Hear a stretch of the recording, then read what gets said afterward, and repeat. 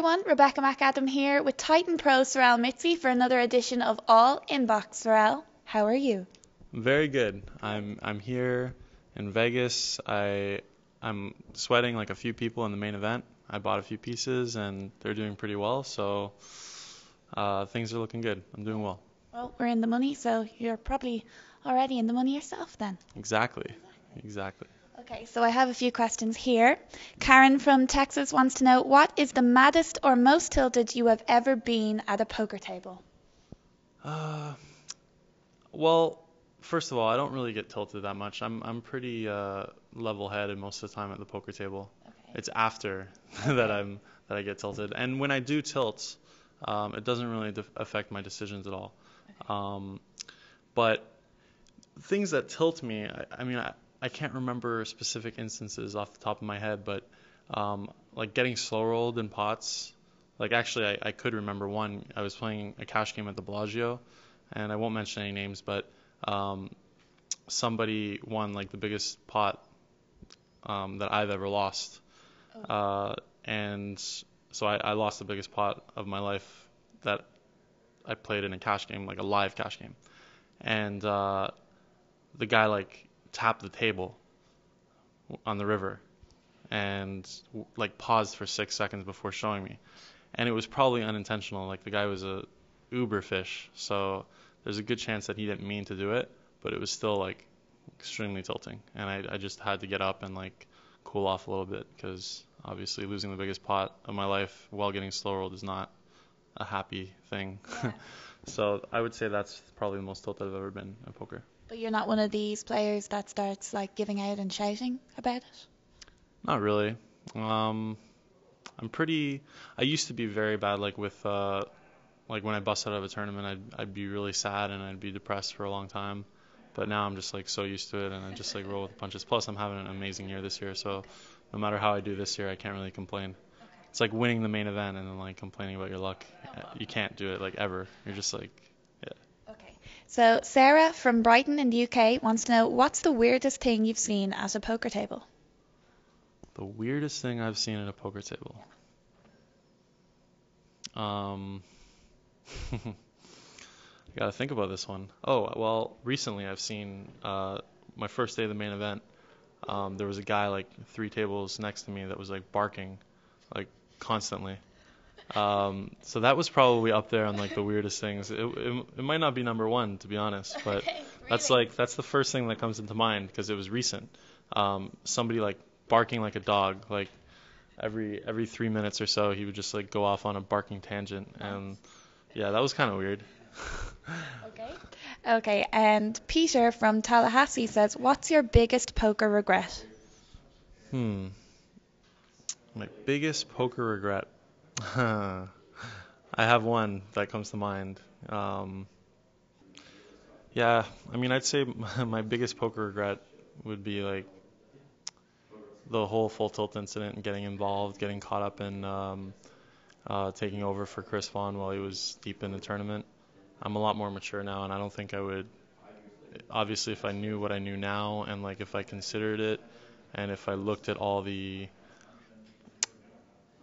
if I understood why it was against the rules and why it was unethical more, then I would have never done it. But at the time, I didn't. At the time, I didn't think it was unethical. I just thought like, since everyone does it, why can't I do it? And obviously, that's like had a lot of negative repercussions, but it's also made me grow as a human being and like make me realize that it's not like it's not acceptable to do something like that, and I understand why now, just because of like what people mention on the forums and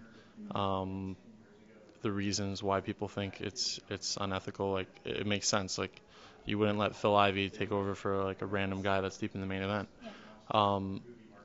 So that's probably my biggest poker regret, and I've suffered a lot from it, but you know, hopefully I can like move forward and put it behind me at some point in my life. Well, it's difficult being in the limelight because you can't get away with things that maybe a lot of other people would. So you've probably learned to deal with the fact that other people and players are looking up to you. So, you know, you have When you're in the limelight, people expect you to be whiter than white, and if you do it, like you see it in not just poker, you see it in everything. And at the time I was doing very well online, and it's just human nature to like look for someone who's doing better than you and like bring them down if they do something like anything that's wrong. And obviously what I did now is like I realize is wrong, but I definitely don't think that I definitely think that I've suffered way more than I should have because of it. Like when you read the forums, people just like they talk as if like I've murdered their family.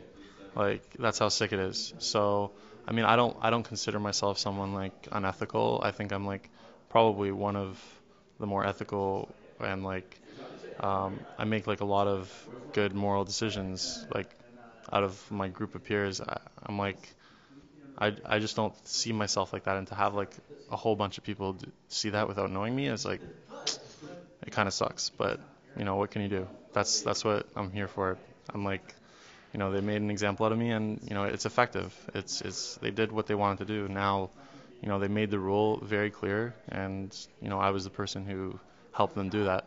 And I guess it's good for online poker that they have that person. Well, we all make mistakes. We just have to learn by them. Yeah. Yep. So if we have another question here to wrap it up, yeah. Todd K from Keegan, Wyoming. Who, in your experience, has been the toughest opponent you've ever played? This is gonna sound like a cliche, but I'm gonna say Phil Ivey. Okay. He has this presence about him that makes you very scared. I wouldn't say very scared, but he's definitely he's hard to play against just because of his presence. Yeah. His presence accounts for so much of his game, in my opinion. Like he might not be the most fundamentally sound like player, and he might not be the best no limit hold'em player fundamentally or like in general, whatever. But his presence accounts for so much. Like you're afraid of him. Even like seasoned pros, they just don't want to play him. Like the way he looks at you, the way he like, he's Phil Ivey. He's like the epitome of an amazing, like a world class poker player. So you kind of, and I've played with him quite a bit, and I. It's intimidating to play against him. I'm not gonna lie. He reads your soul. Exactly. Tom too, by the way. Tom Dwan. Okay. Those like piercing blue eyes. They're scary. I mean, you don't feel like comfortable some of the time, and so I would say those two would be the most feared players for me. Okay. Well, thank you for answering our questions, Sorel. Thank you, Rebecca McAdam from Card Player. Well, you've been watching All Inbox with Rebecca McAdam and Sorel Mizzi.